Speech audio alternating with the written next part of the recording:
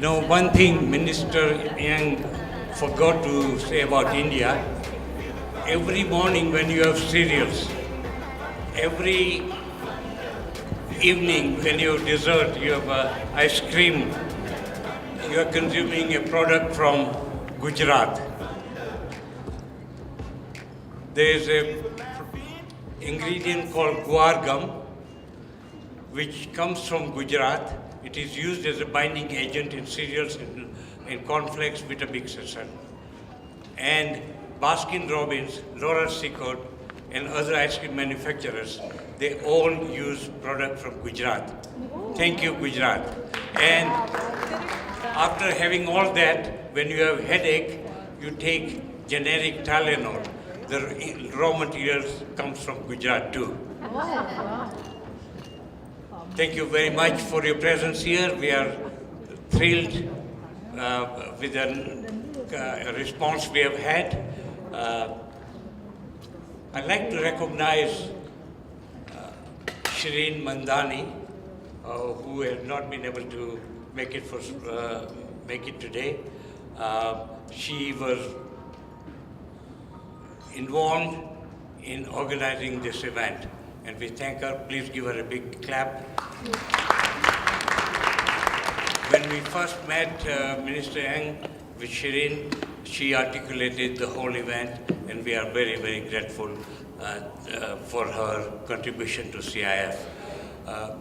Having said that, we also thank our sponsors, BDC and EDC, Export Development Corporation.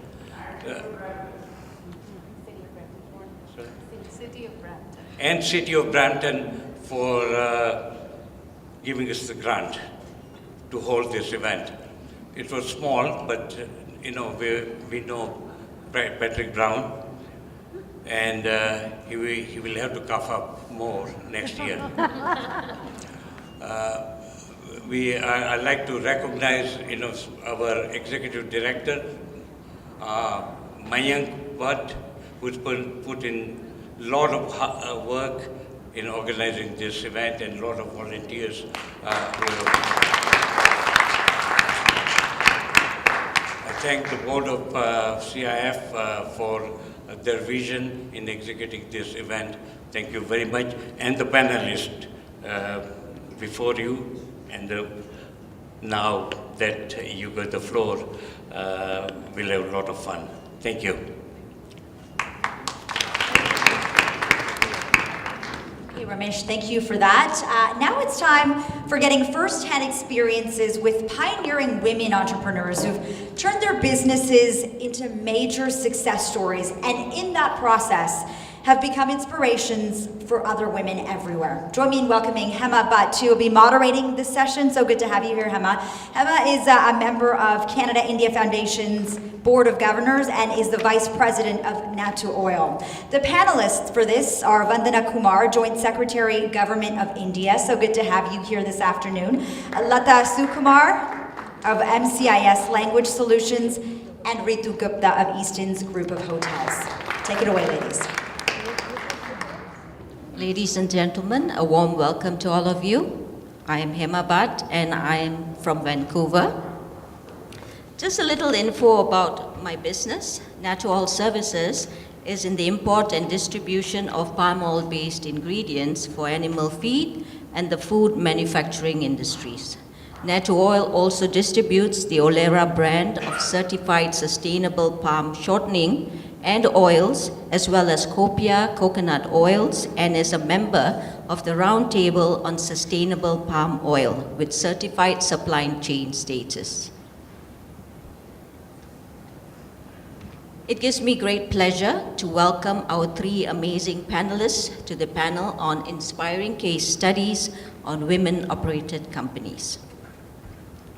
So we're going to go ahead and start with our first panelist, that is Vandana Kumar, Joint Secretary, Ministry of Industries, Government of India. Very warm good morning, namaskar. I'm going to be making a brief presentation.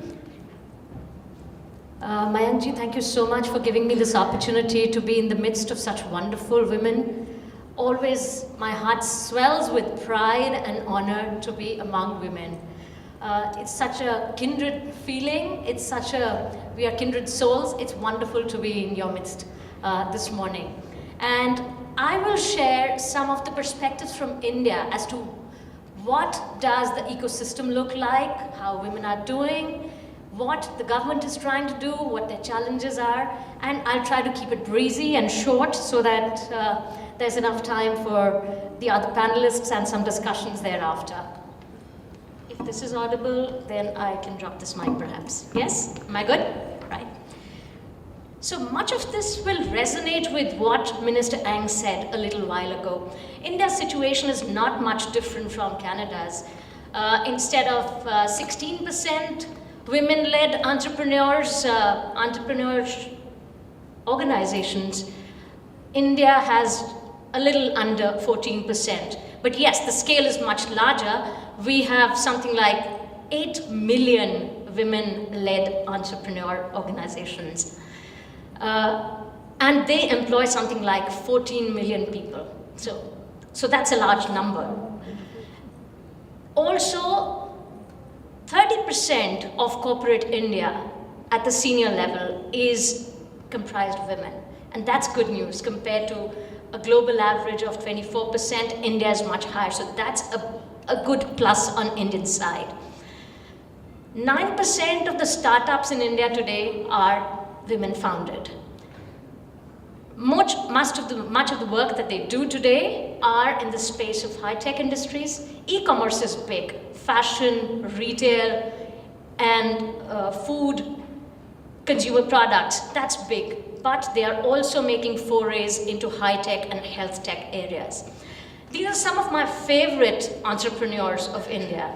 Perhaps you will recognize some of them. I could have put a big list there, but I wanted to talk about some of them. The first one that I want to talk about is Indu Jain. Bennett and Coleman, Times of India, many of you would have heard of. She's the chairperson of that group. And she's an octogenarian, so you can imagine that she came a long time ago, and she has survived that long. And she has led this amazing group into several areas. She is known to be a philanthropist, a humanist, and a spiritualist. Kiran Mazumdar-Shaw heads Biocon, which is one of the largest organizations which is into APIs, manufacturing and exporting of APIs.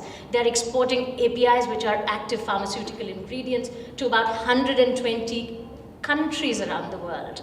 So they are absolutely big. The other familiar face that you might recognize there is Ekta Kapoor. Many of her serials people are familiar with. I can see some smiles there. So she is the queen of Indian soaps, and she has really changed that landscape. Also, some of the youngsters there are doing some amazing work. Naya Sagi has found what is called Baby Chakra, which is into home care services, services for new mothers and childcare services. Another very interesting one is Richa Singh. She has come up with a startup which is called Your Dost, which is on mental health. So you can see a range of enterprises which are women-led, and they are doing amazing innovations. There are some wonderful social enterprises in India as well, and they are reasonably old. The biggest being Amul. It is the most inspiring story of our times. Today, in Amul, yes, there are just about 3.6 million milk producers, but the fact that this model has been replicated across the country such that India today is the largest milk producer in the world with something like 176 million metric tons. Please look at the scale. That's phenomenal. And all of that is done, much of that is done by women milking their cows and bringing the milk to the cooperative federations, which is an amazing story. The second amazing story is that of SEWA, Self-Employed Women's Association. which has about 2 million members today, and they are into microfinance, they are into skilling, and they are trying that women's rights are protected and labor participation increases. So that's another phenomenal story. And that's been founded again by a woman. Her name is Ila Bhatt. Perhaps you'll see her picture somewhere in some of my next slides. So what distinguishes all of these wonderful women? I think hard work is key. They are most committed and passionate individuals, as we heard in the morning some of the stories, and we are going to hear my co-panelists here and some other stories through the day. They are great risk takers. They are committed, they are passionate about what they do, and they want to be the best in the field. And most of these women, you will notice, have found a niche, a space where there was an unfulfilled need, there was a market which existed, they tapped it, they identified it, and they tapped it. Another great thing about women, I'm sure it's true of all countries, wherever they are open and honest, right? They value relationships. And that's something that distinguishes them, and they are building very nurturing kind of organizations. And all of these women who have succeeded, key is do not give up. Yes, there are mistakes, we all make them, but we learn from them and do not give up. Some of the challenges were discussed in the morning. They are not much different in India, but I think juggling work and home is the single biggest challenge for women entrepreneurs. Not just entrepreneurs, I think they are for all working women, right? Before I came here in the morning, I had to help my son with the presentation, had to pack their lunch and, do all of that. We all do that. And, I think we are great at jugglery. We all learn to be great jugglers. But all of these women are true to themselves, they work hard, and they evolve support systems. I think that's very, very important to succeeding at what we do.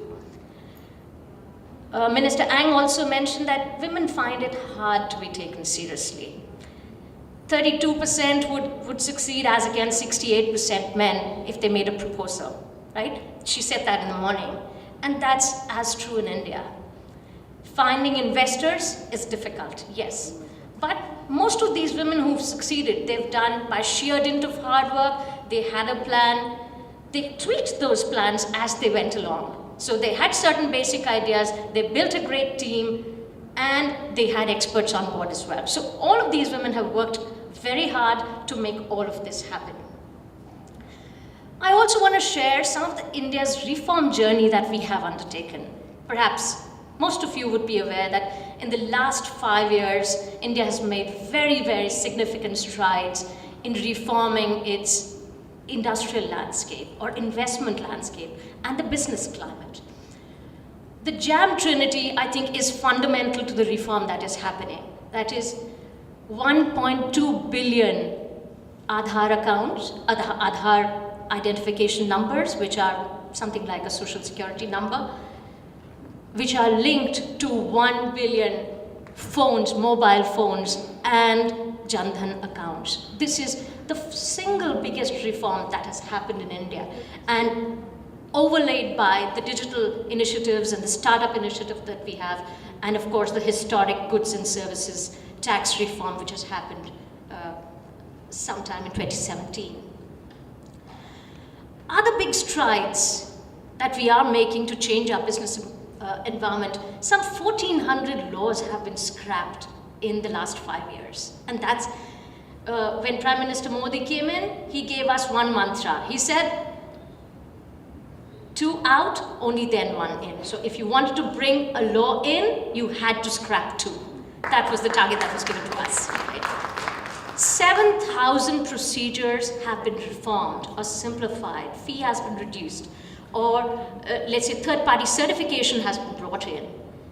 Insolvency and bankruptcy code has been brought in. FDI policy has been liberalized such that today India is counted as among the foremost nations for making it an investment destination. Our FDI today stands at 592 billion, and that number is increasing as we speak. We are making a massive stimulus in infrastructure. That has been one of our Achilles heel. India is said to have poor infrastructure. That's been one of our pain points, and that's something that we are trying to address. And finally, all of these efforts have resulted in a jump of 65 places on the Doing Business Index, from 142 4 years ago to 77. That's a massive, massive jump and a leap. Startups is a very important and growing ecosystem. We are the largest growing ecosystem in the world today. Over 18,000 startups have been registered. A slew of benefits has been brought in for them. Apart from that, a big mentorship program has been brought in for them. As we do understand, for startups, that is a very, very important requirement. So that's something that we are trying to address in a big way. Apart from bringing a funding of $1.6 billion, which a substantial amount of which has already been committed and has been given to them. So we are revving up our ecosystem through different ways and means. And we do recognize that funding, access to funding, mentorship and support networks are key. And several things are being done to address those requirements. And as we speak, the numbers of our entrepreneurs is increasing. So more power to them, more power to the collaboration between the two countries.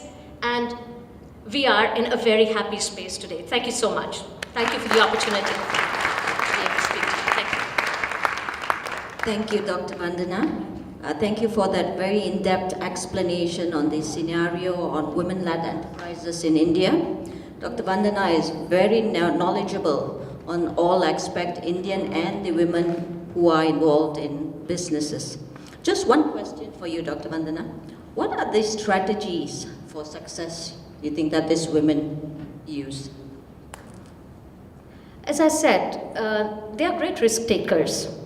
And whatever they do, I think they bring too much of hard work, commitment, and passion to whatever they do. And the other thing that they seem to do, and seem to do it right, is leveraging the support networks that they could possibly have. So I think all of these challenges can be kind of overcome by following some of these things. Thank you very much.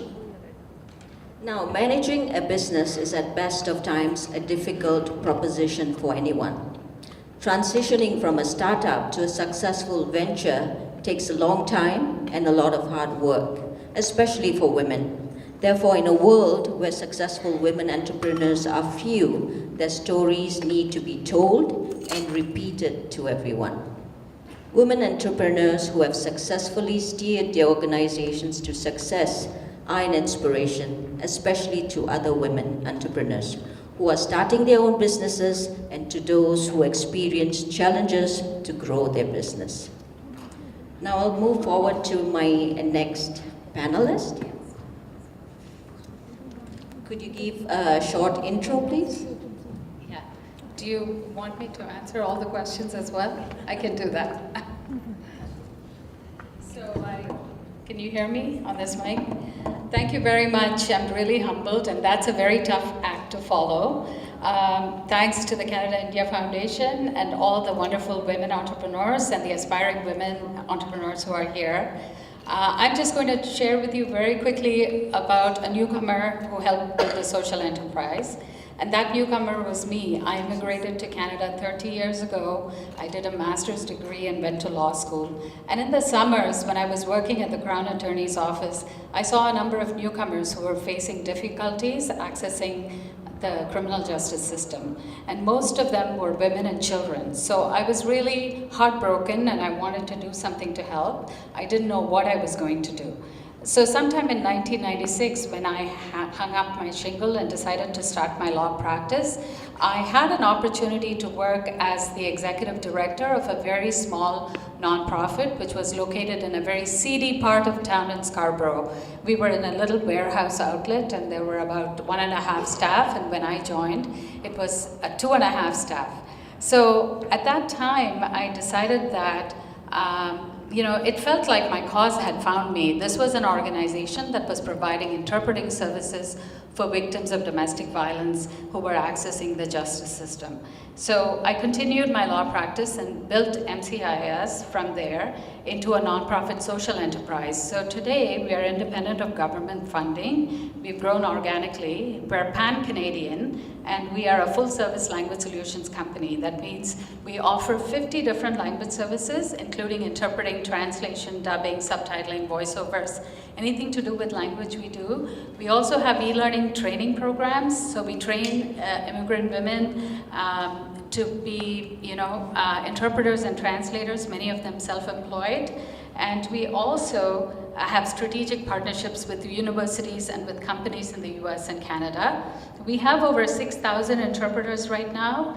We have 70 full-time equivalents, 300 languages that we serve, and we have over 800 customers across Canada and some in the US as well. And we serve all levels of government. We are at the service of the federal government, the provincial governments, and several city governments as well. So as a non-profit, we continue to invest in our mission and create access to critical information and services for people who need them. We innovate in technology, and we try to build efficient, efficient enterprise and grow every day.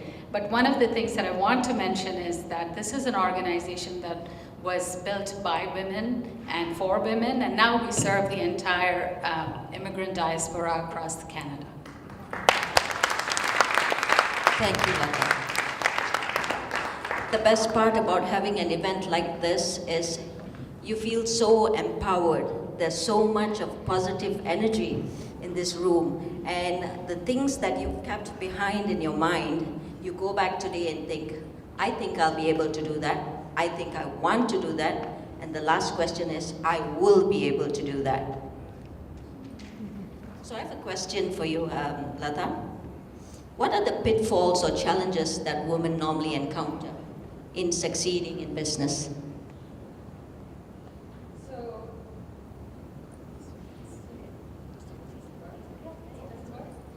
Okay, so most of the pitfalls that everybody faces, these pitfalls are not unique. However, the issues become a little bit more compounded if you're an immigrant woman. So when I used to walk into the police department, for example, people will look at me, and then when I said that I was a lawyer, then I would get a little more credibility.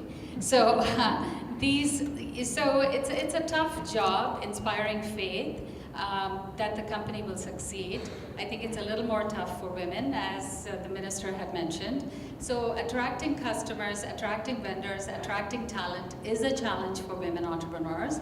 And the other thing, the gender bias remains vis-a-vis women's ability to read numbers, to understand technology, and to also, get funding and to stay courageous and focused in the middle of funding. So one of the things that I just want to mention here is it's not just important to start a business. Starting a business, if you have a good marketable idea, if you have high energy, if you have money to invest, you can do it.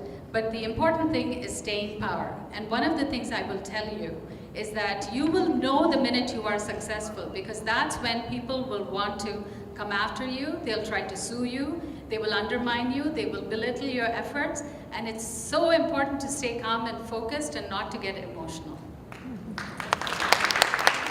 Thank you. That was very good information and advice.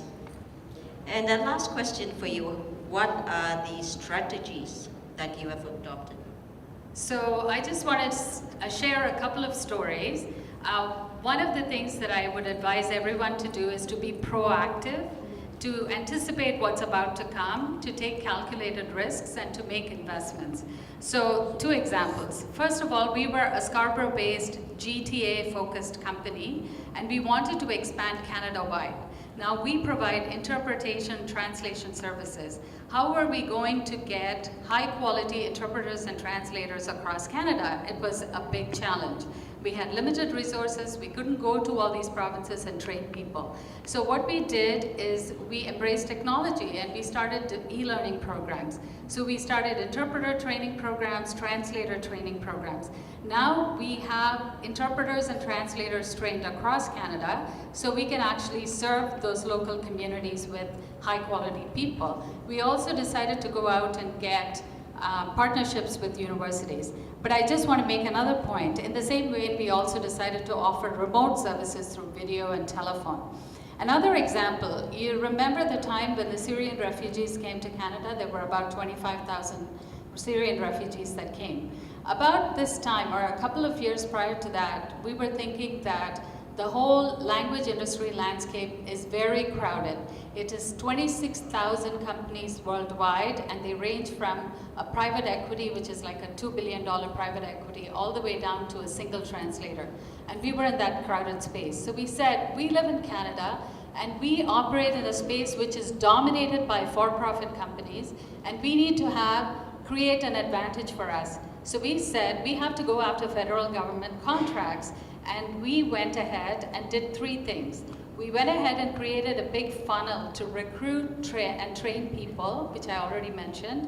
We also then became bilingual, so we hired bilingual staff. And then we went ahead and got security clearances because we knew that you needed high levels of security clearance to serve the Canadian government. And guess what?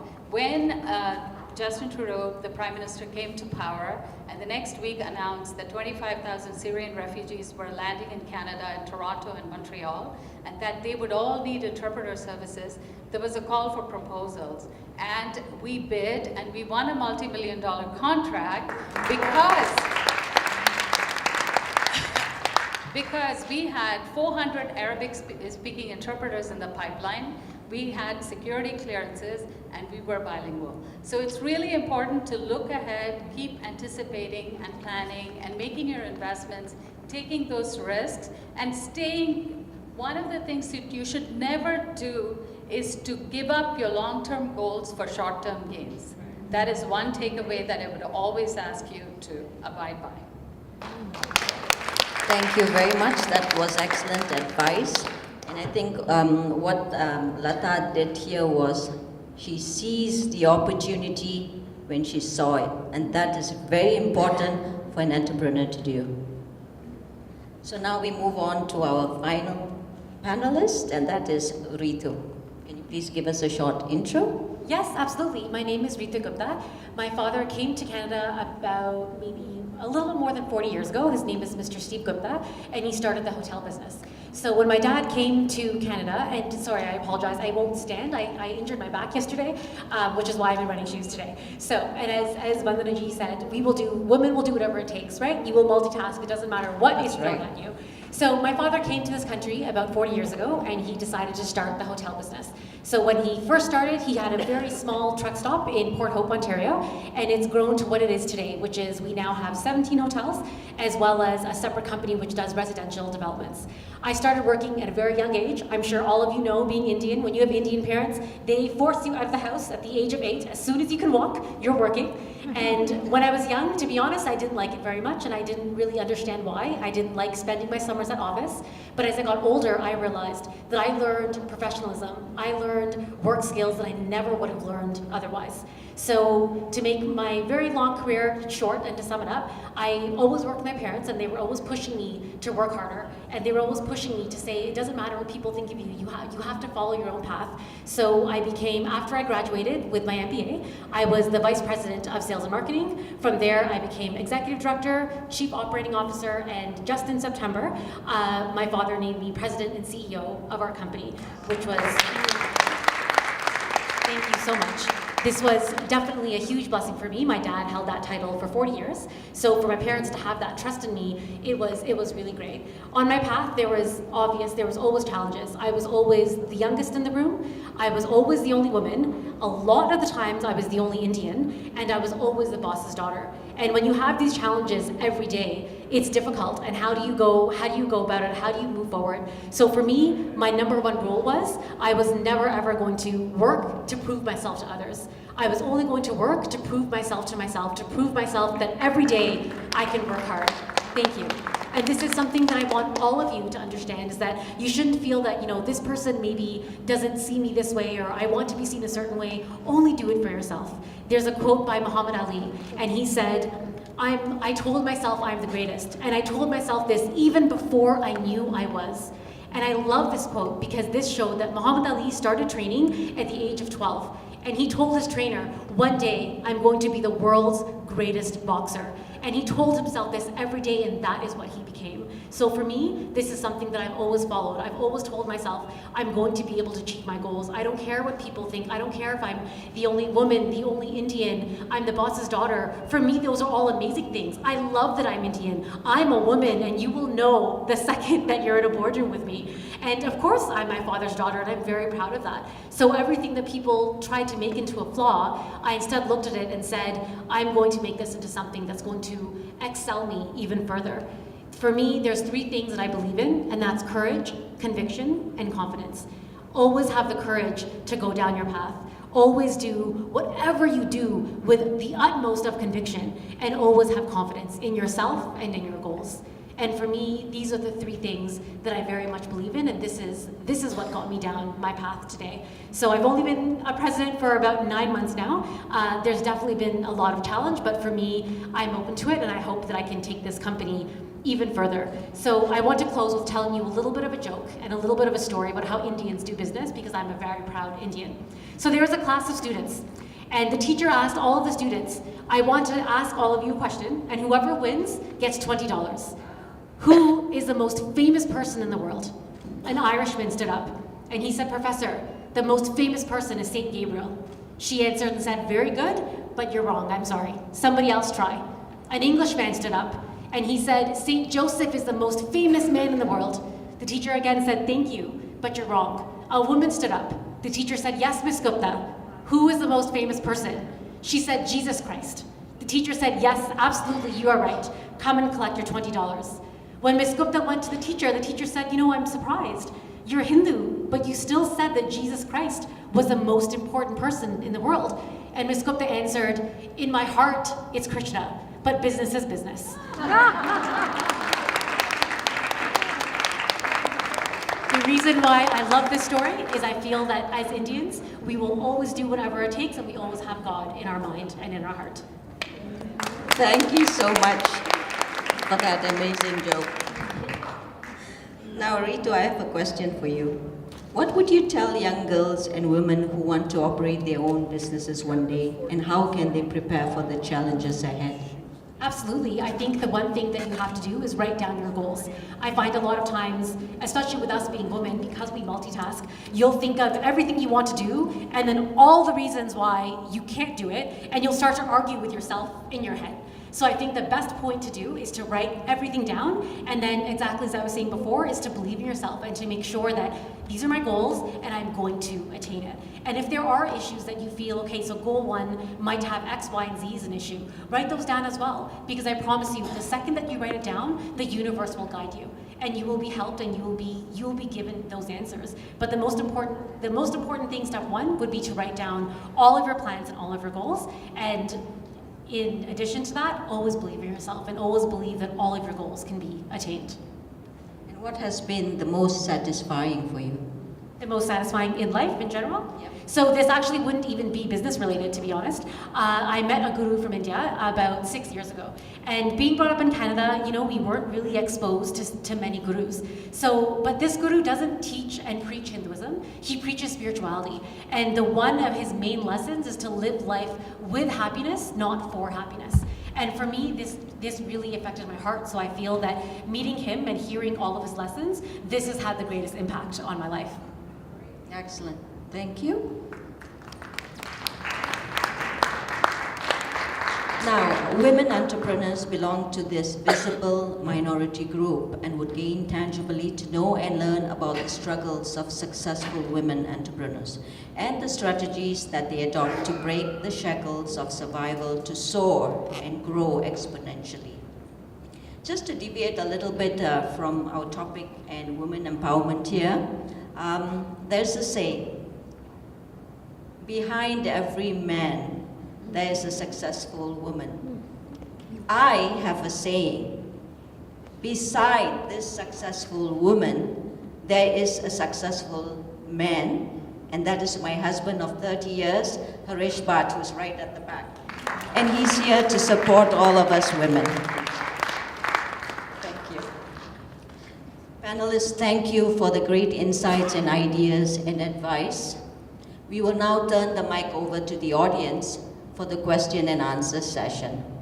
We have time for about 3 or 4 questions, so please mention your name and what you do, and keep the questions brief.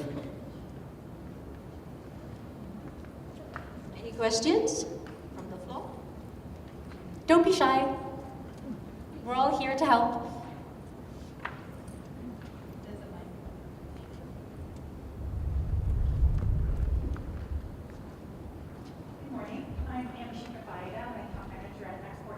Canada. I work with a lot of companies in the GTA West region. One of the things that I love to hear is how a business came to be and often their struggles that they encounter. So Ms. Gupta, you mentioned you've been in this executive role for the last 8 to 9 months. I'm curious to hear from your perspective what has been one of the biggest challenges you've encountered to reach this new level within your company. Absolutely. So actually, it's a little bit of a sad story. So last year, in 2018, we had someone in our senior VP position of operations. Unfortunately, he had passed away last year. So when he had passed away, it's a family business, you know, it's all hands on deck. So at that point, I was managing. That was a very difficult time for me because I was managing my role as COO as well as all of the operations for all 17 of our hotels, while also making sure that the morale in our company was still up, going through something quite sad. So for me, it was, you know, it was working long hours while also making sure that the company was still doing well, that everybody, for me, it's important that everyone working in the company is happy.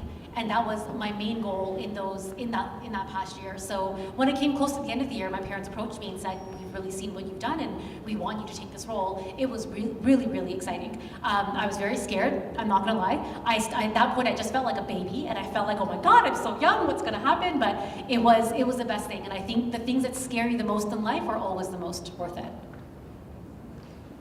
Thank you. If you have a question, can you come up to the mic, please?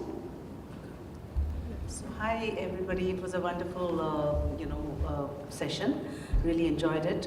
I have a question in general that when you are a woman entrepreneur, you have a home to manage, you have an office to manage, you have the kids, you are so time bound, and you have to take care of your health, you have to take care of all the commitments, you are involved in all kinds of social activities. I manage my travel agency, Eurojets, that is one thing. I am a part of a women organization as a director, so I know I have my feet everywhere and I have to manage my time. So I'm a very small entrepreneur. You guys are really grown.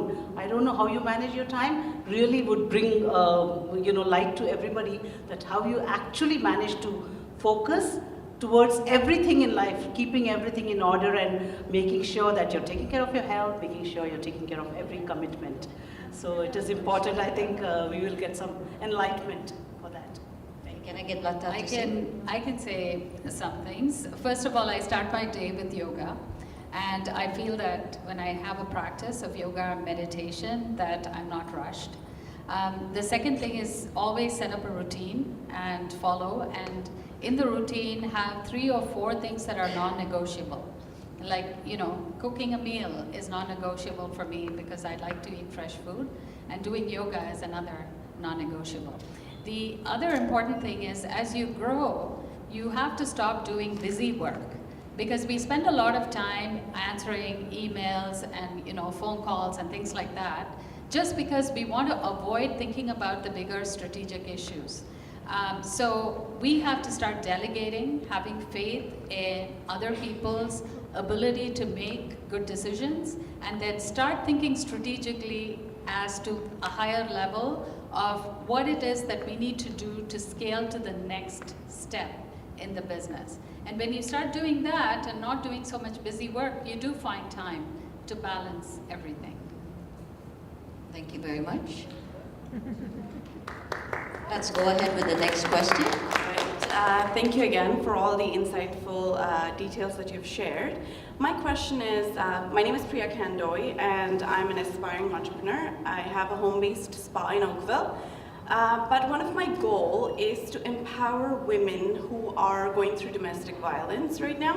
So I have partnered with certain organizations and I go to their events. But if I were to ask you, in terms of how would you guide me to say, okay, if I wanted to empower these women to educate themselves in the aesthetic industry, how would you guide me to say, okay, Priya, you can approach these organizations in a certain format to say these are the things that you can do to empower these women who can uplift themselves from their situations. So what would you tell me?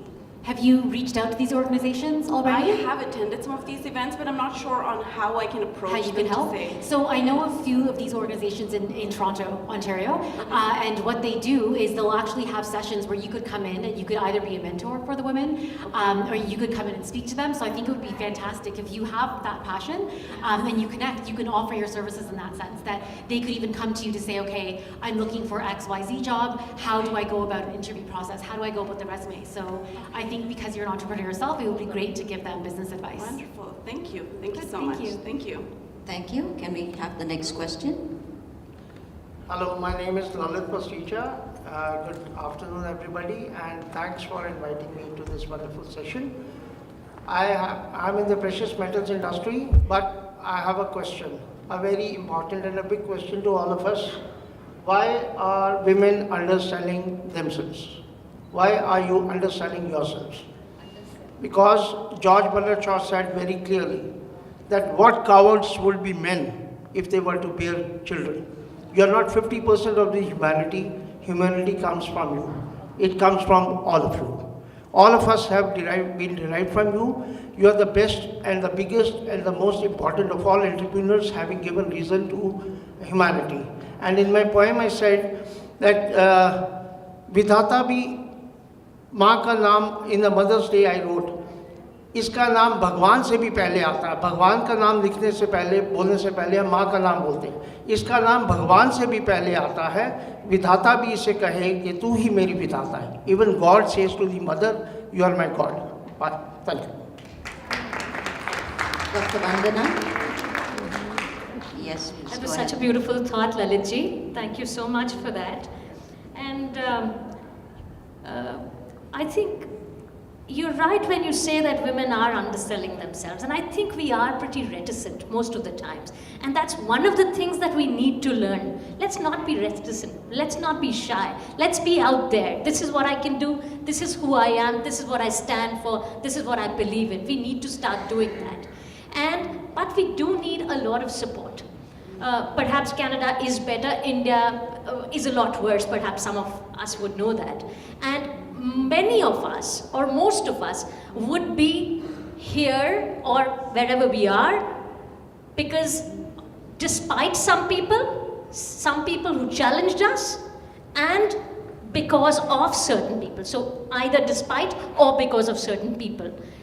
So I totally agree that we do not need to undersell ourselves. We need to totally believe in ourselves.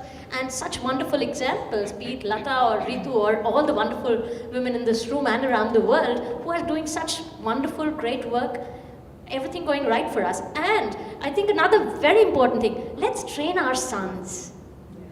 I think that is really the key.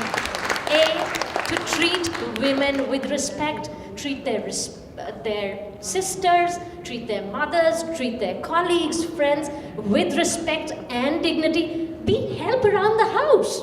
Yeah. I started asking my son to sweep the floor when he was just about started walking. And he's amazing at whatever he does today. So I'm glad he did that. And we wouldn't be here without the men in our lives as well. I think they've been wonderful as well. Thank you. And just a last thought. I have always taken Karva Chauth Vrat with my wife. Likewise for my let me husband. finish. Likewise for Let my me finish. husband of 23 Let years. me finish. And I always touch her feet, my wife's feet first. And both my sons can do everything in the house. Thank you. Hats off to you, Lalit. That was excellent what you're doing. Please keep up. Keep up the good work. I think, do we have another question? Yeah, I think. Ramesh, bhai? No? Okay. Thank you, ladies and gentlemen. We need to wrap up this panel discussion. A huge round of applause for our amazing panelists. It has been a very enriching session here today. Being women, we should feel proud of ourselves. Most of us are born with entrepreneurial skills. We are embedded with patience, perseverance, risk-taking attitude, and we work really hard. Now these are qualities of entrepreneurs. So ladies, go out there and conquer the world.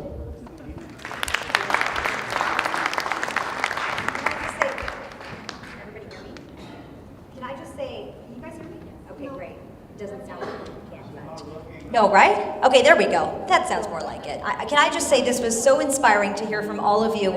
It's wonderful. I think we're all going to walk away feeling a little more inspired. So thank you so much for that. It is now time to welcome the Mayor of Brampton, Patrick Brown. Mayor, so good to have you here with us. And we also want to note, on behalf of Canada India Foundation, acknowledges the community grant provided by the City of Brampton for this program. Mayor Brown, everyone.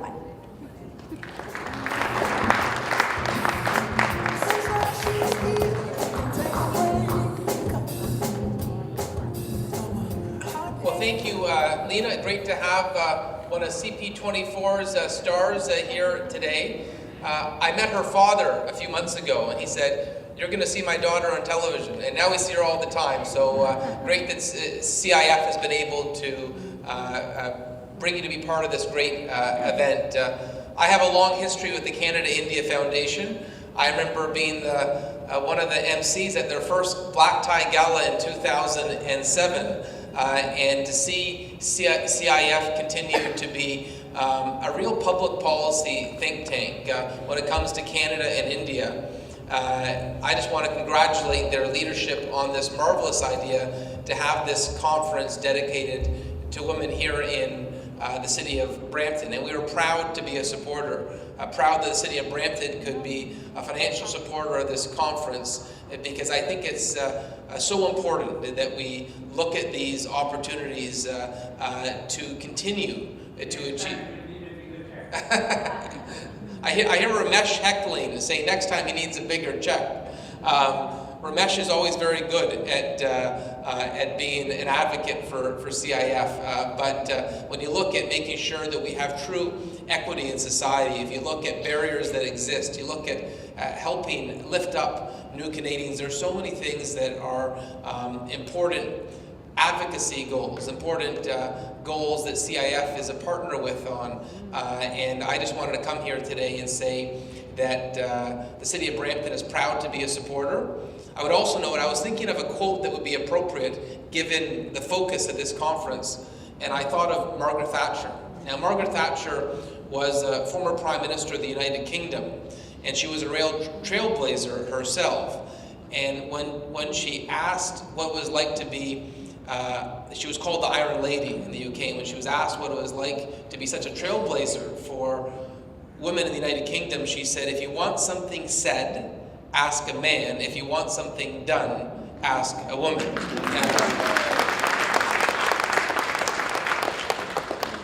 And coming from a family of strong women, I can attest to the fact that I think that logic holds true equally today, and I think it speaks to the integrity of a great organization like CIF, that they put time and emphasis and resources behind mentoring women of today, of working to create a platform for success. And we look forward to continuing to be a partner in the years ahead. I would note that I've now been to India 19 times. and you don't go to India. You might go to India once out of curiosity. You might go to India twice out of curiosity, but you don't go 19 times. And I went 19 times because I love the people, the culture, and the beauty of the country. And I feel so privileged that here in Brampton we have such an incredible Indian diaspora. And how fitting it is that you're having this democracies working together, this CIF, this focus on India on a day when we're going to know the outcome of an election in the largest democracy in the world. And so, as always, everything CIF does is so fitting with timelines, and hopefully when we look at the results in India, we'll see a record number of accomplishments for women in India that can be role models for many around the world, and that we see new barriers broken down early this morning on the 23rd as we all watch those results come in. But have a wonderful conference, and once again, the City of Brampton is proud to be a supporter.